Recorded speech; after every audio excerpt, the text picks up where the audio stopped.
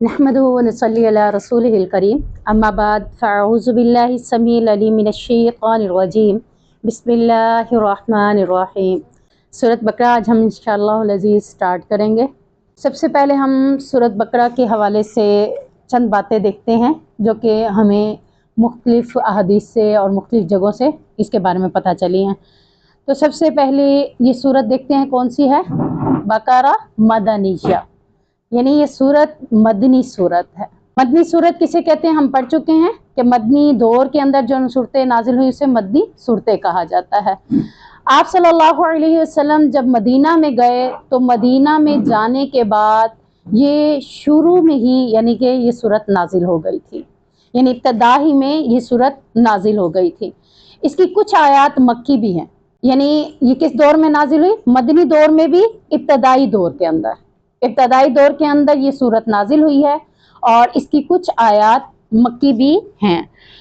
कुरान मजीद की तरतीब तौक़ीफ़ी के लिहाज से अगर हम देखते हैं तो ये दूसरी सूरत है, तरतीब नज़ूली के लिहाज से नहीं, तरतीब तौक़ीफ़ी के लिहाज से हम देखते हैं तो ये दूसरी सूरत है और ये सबसे बड़ी सूरत है। कुरान पाक में सबसे बड़ी सूरत होने का एजाज़ सूरत बकरा को हासिल हुआ है। इसमें बनी इसराइल के एक गाय का वाक़या बनी इसराइल के वाक़े के साथ रिलेटेड करता है, तो शायद के कहते हैं मुफस्सिरीन के इसलिए इसका नाम सूरतुल बकरा रखा गया। बकरा का मायने गाय, लेकिन ये ज़रूरी नहीं है कि इसी वजह से इसका नाम रखा गया हो। अल्लाह ने जैसे जिस सूरत का नाम बताया जिब्राइल अलैहिस्सलाम ने वैसे ही नबी करीम सल्लल्लाहु अलैहि वसल्लम को आकर बताया और आप सल्लल्लाहु अलैहि वसल्लम ने कातिबीन वही को उस सूरत का नाम वो ही लिखवाया। यानी मेन बात ये नहीं है कि सूरत बकरा का नाम गाय की वजह से सूरत बकरा है, मेन वजह ये है कि अल्लाह ने हज़रत जिब्राइल को यही नाम बताया, जिब्राइल ने आप सल्लल्लाहु अलैहि वसल्लम को यही बताया और आप सल्लल्लाहु अलैहि वसल्लम ने कातिबीन वही को भी यही नाम लिखने को बोला था। इसके अलावा कई सूरतें ऐसी हैं जिनके सिर्फ एक नाम नहीं कई नाम हैं, जैसे कि सूरत फातिहा आपने देखी 7 से भी ज़्यादा नाम उसके थे, तो ये सारे नाम किसने बताए थे, अल्लाह तबारक व तआला ने। यानी इस कुरान की छोटी से छोटी बात भी किससे जुड़ी है, अल्लाह तबारक व तआला से जुड़ी हुई है। हम ये नहीं कह सकते कि इसका नाम आप सल्लल्लाहु ने रखा है या साहबा ने रखा है, नहीं, नाम भी अल्लाह तबारक व तआला ने ही इन सूरतों के रखे हैं। तो ये नबी करीम सल्लल्लाहु अलैहि वसल्लम पर नाजिल होने वाली सूरत बकरा, इसके मुतालिक यानी चंद बातें जो हमने पढ़ी हैं वो यही हैं कि इसका नाम भी अल्लाह तबारक व तआला ने ही बताया है। अब हम देखते हैं कि मदीना के दौर में जो ये नाजिल हुई थी तो मदीना के हालात या मदीना के रहने वाले लोग कैसे थे। आप सल्लल्लाहु अलैहि वसल्लम मदीना में गए थे, सारे लोग तो नहीं गए थे ना। मदीना के अंदर कौन लोग थे, नंबर 1 औस और खजरज कबीले के लोग थे। ये दोनों कबीले कौन से कबीले थे, मुशरिक कबीले थे। औस और खजरज दोनों मुशरिक कबाइल थे, यानी अगर जमा कर लें तो मुशरिक कबाइल थे। और इनके बारे में आता है कि ये आसमानी किताबों को, मज़ाहिब को, शरीयत की अमूमी बातों को नहीं मानते थे, यानी इनके नज़दीक दीन इस्लाम इनके आबा व अजदाद की बताई हुई बातें या सुनाई हुई बातें होता था। औस और खजरज जी ये दोनों कबीले मुशरिक कबाइल थे एक, तो दूसरा ये आसमानी किताबों, मज़ाहिब और शरीयत की बातों से वाकिफ़ नहीं थे, यानी इन्हें पता ही नहीं था कि आसमानी किताबें भी होती हैं, शरीयत भी कोई है, मज़हब भी कोई चीज़ है। इनका दीन इनके नज़दीक क्या होता था, इनके आबा अजदाद की बातें और सुनी सुनाई बातें।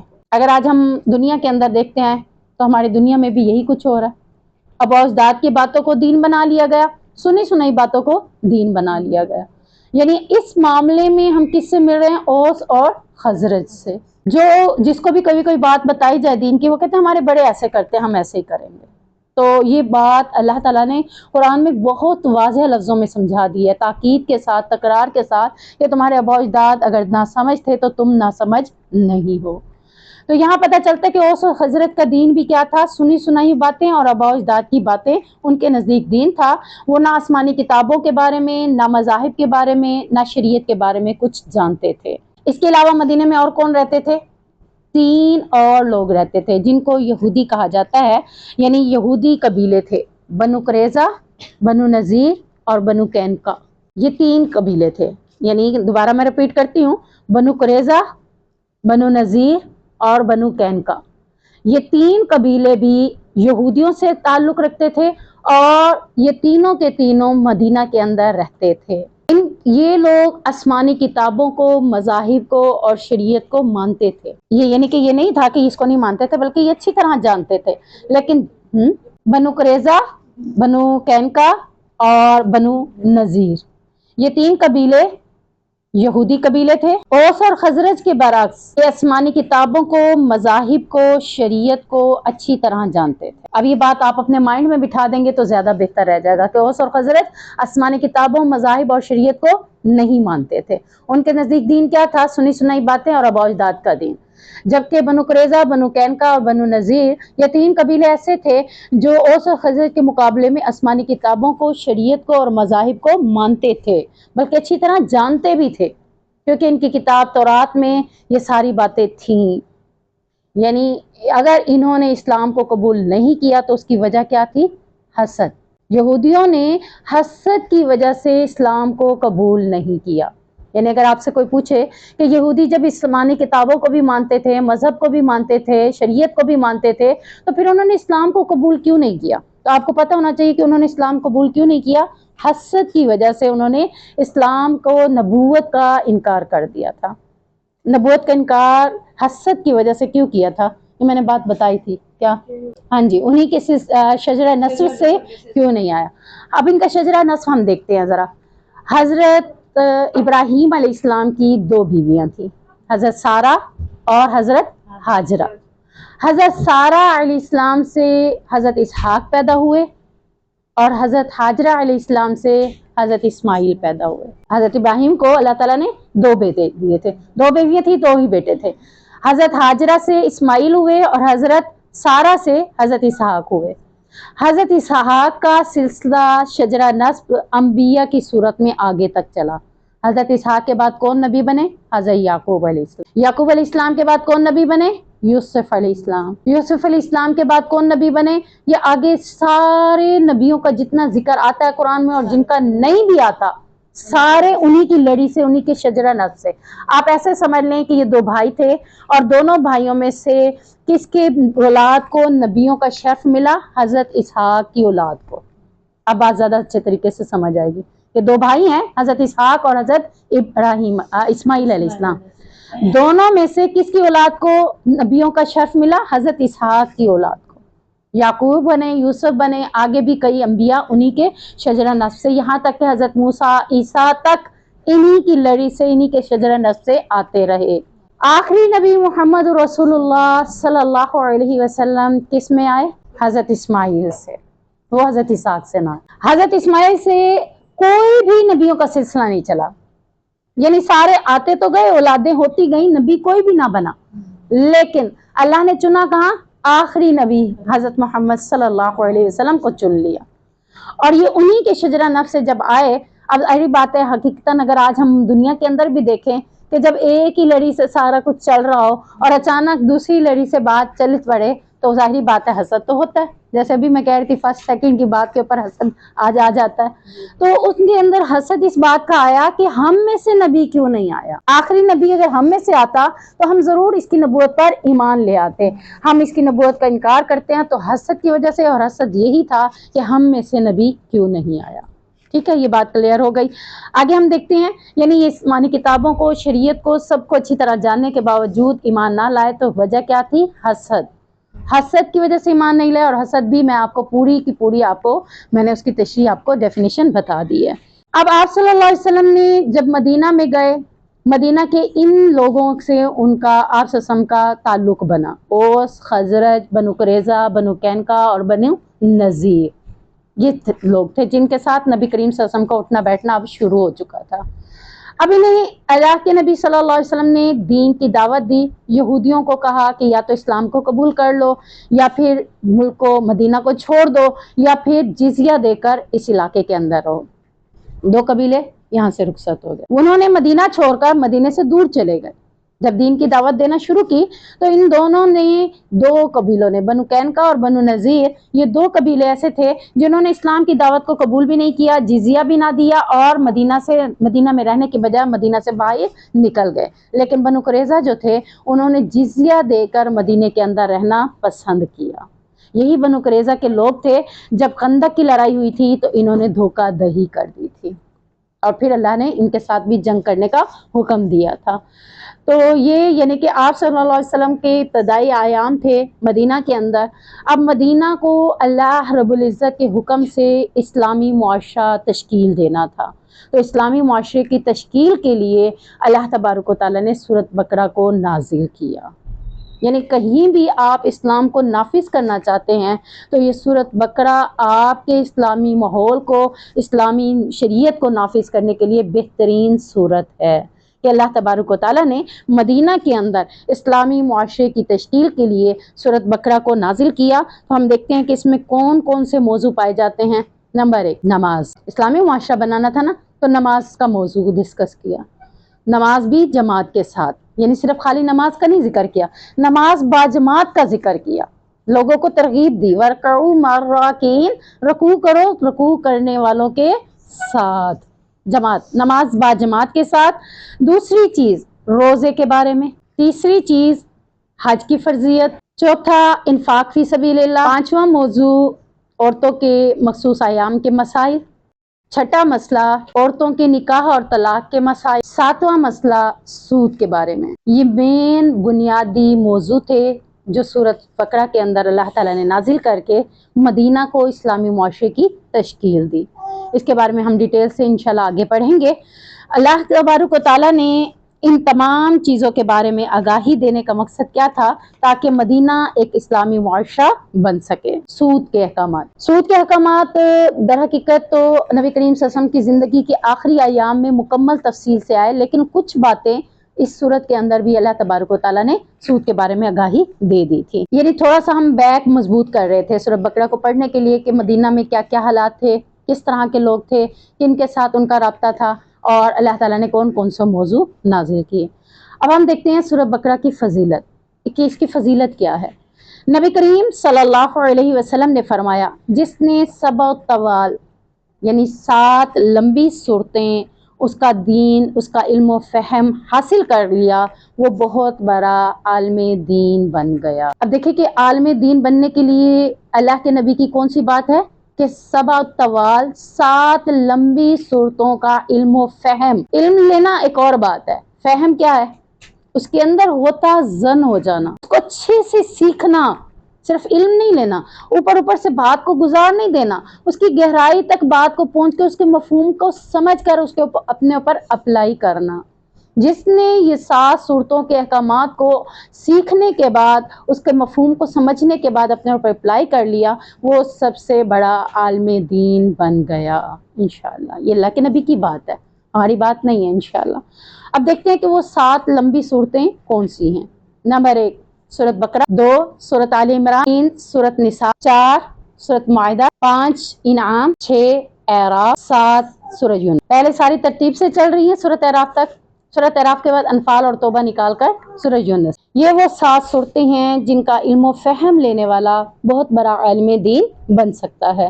علم و فہم لینا ہے، یعنی صرف علم نہیں لینا، سیکھنا، سمجھنا اور اس پر عمل کرنا ہے۔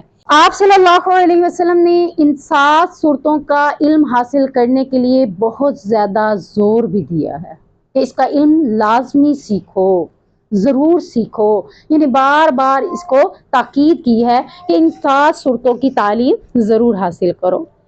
نبی کریم صلی اللہ علیہ وسلم نے سورۃ بقرہ کے متعلق یہ بھی فرمایا، لا تجعلوا بیوتکم مقابر، کہ تم اپنے گھروں کو مقبرے یعنی قبرستان نہ بناؤ۔ وَإِنَّ الْبَيْتَ الَّذِي تُقْرَأُ فِيهِ الْبَقَرَةُ لَا يَدْخُلُهُ الشَّيْطَانُ، فرمایا بے شک شیطان اس گھر میں داخل نہیں ہوتا جس گھر میں سورۃ بقرہ کی تلاوت کی جاتی ہے۔ کبھی کبھی نہیں کرنی، غم آنے پہ نہیں کرنی، پریشانیاں آنے پہ نہیں کرنی، مصیبتیں آنے پہ لوگوں کو بلا کے پڑھنے کا حکم نہیں ہے۔ اس حدیث کے اندر یہ نبی بتا رہے ہیں، نبی سے بڑھ کر اسلام کو کوئی جاننے والا نہیں ہے۔ آپ صلی اللہ علیہ وسلم خود ہمیں بتا رہے ہیں کہ تم نے پڑھنی ہے، لوگوں کو بلا کے نہیں پڑھنی۔ ہمارے ہاں معاشرے کے اندر ہوتا کیا ہے کہ مجھے کوئی مصیبت ہے، مجھے کوئی غم ہے، پریشانی ہے، میں اپنے گھر میں سورۃ بقرہ کی تلاوت کروانے کے لیے لوگوں کو تو بلا لوں گی، تم بھی پڑھ لو، وہ بھی پڑھ لے، وہ بھی پڑھ لے، میں تو کاموں میں مصروف ہوں، میں تو کھانے پکانے، چیزیں دینے، ان مسائل میں الجھی ہوئی ہوں، میں نہیں پڑھوں گی، جو آیا پڑھ کے چلا گیا، میں نے سمجھا میرے گھر میں غم مصیبتیں پریشانیاں ٹل جائیں گی، مجھے خود پڑھنا ہے۔ بیمار آپ ہیں، دوائی آپ کھائیں گے تو آرام آپ کو ملے گا، بیمار آپ ہیں، دوائی کوئی اور کھائے گا، آپ کو تو آرام نہیں آئے گا نا۔ آپ کا مسئلہ ہے، آپ کا رب کے ساتھ تعلق بنے گا تو آپ کو اس کا حل بھی ملے گا۔ اگر آپ نے اپنا تعلق اپنے رب سے نہیں بنایا تو آپ کا حل کیسے نکلے گا؟ تو کسی بھی مسئلے میں الجھنے کے بجائے، بلکہ اس حدیث میں تو یہ بتایا جا رہا ہے کہ اپنے گھروں کو قبرستان بنانا ہی نہیں ہے۔ جس گھر میں سورۃ بقرہ نہیں پڑھی جاتی جس دن، اس دن وہ گھر کس کے مانند ہے؟ قبرستان کے مانند ہے۔ تو یہاں سے پتہ چلا ڈیلی پڑھنی ہے۔ اب ڈیلی چاہیں تو پوری پڑھ لیں، چاہیں تو اسے 7-8 دنوں میں ڈیوائیڈ کر لیں، چاہیں تو اسے 4 دنوں میں ڈیوائیڈ کر لیں، آپ کی اپنی سہولت ہے۔ ایک بار مکمل ہو جائے دوبارہ شروع کر لیں، دوسری بار مکمل ہو جائے تیسری بار شروع کر لیں۔ پوچھا گیا، فتویٰ لیا گیا عالم سے کہ کیا پوری سورت پڑھنا زیادہ افضل ہے یا تھوڑی تھوڑی بھی پڑھ لیں تو وہ بھی افضل ہے؟ کہا کہ جس نے کم پڑھی اور جس نے زیادہ پڑھی، زیادہ الفاظ پڑھنے والے کو فضیلت بھی زیادہ مل گئی تو اجر بھی زیادہ مل گیا اور فائدہ بھی اس کو زیادہ ہو گیا۔ تو اگرچہ پوری نہیں پڑھ سکتی، سوچ کے ساتھ میں تو پوری نہیں پڑھ سکتی تو اس کو پڑھوں ہی نہ، تو یہ غلط ہے۔ اس سے بہتر ہے میں تھوڑی سی پڑھ تو لوں، تھوڑا سا فائدہ میں بھی لے لوں، میں اپنے گھر کو قبرستان نہ بناؤں، چاہے 2 صفحے پڑھ لوں، چاہے پوس پارا پڑھ لوں، پڑھوں تو ضرور تاکہ میرا گھر قبرستان کے دائرے سے نکل جائے۔ اور دوسری چیز، شیطان میرے گھر میں داخل نہ ہو۔ جب میرے گھر میں سورۃ بقرہ کی تلاوت نہیں ہوگی تو شیطان میرے گھر میں داخل ہو جائے گا۔ یہاں تک کہ عالم لوگوں سے پوچھا گیا تو کیا گھر کا سربراہ پڑھ لے، گھر میں 10 افراد ہیں، 5 افراد ہیں، سربراہ پڑھ لے تو کیا کافی ہے؟ کہا گیا نہیں، ہر بندہ اپنے لیے سورۃ بقرہ خود پڑھے، یعنی یہ نہیں ہے کہ صرف ایک نے پڑھنی ہے۔ یہ سورت اتنی اہم ہے، اتنی پیاری ہے کہ ہر بندے نے اس کی تلاوت کرنی ہے، جتنی میسر ہو اتنی کر لیں، اس کے بعد دوسری، یعنی مکمل کرنے کے بعد پھر دوبارہ شروع کر لیں، ہر بندہ اس کی تلاوت ضرور کرے۔ یہ آپ صلی اللہ علیہ وسلم کی بات ہے، جس کو محبت ہوگی نبی سے وہ ضرور اس کو فالو کرے گا۔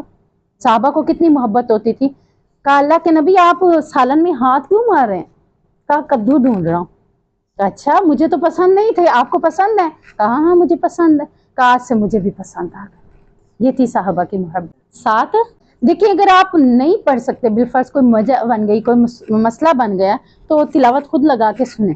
ہاں جی، جہاں پہ طبیعت زیادہ خراب ہو وہاں سٹاپ کر لیں، پورا دن ہے ان کے پاس پڑھنے کے لیے، ان کے لیے تو 40 دن مسٹ ہے نا، بغیر چھوڑے کسی دن وقفہ کیے بغیر وہ پڑھیں گے تو تب ان کا معاملہ بہتر ہوگا۔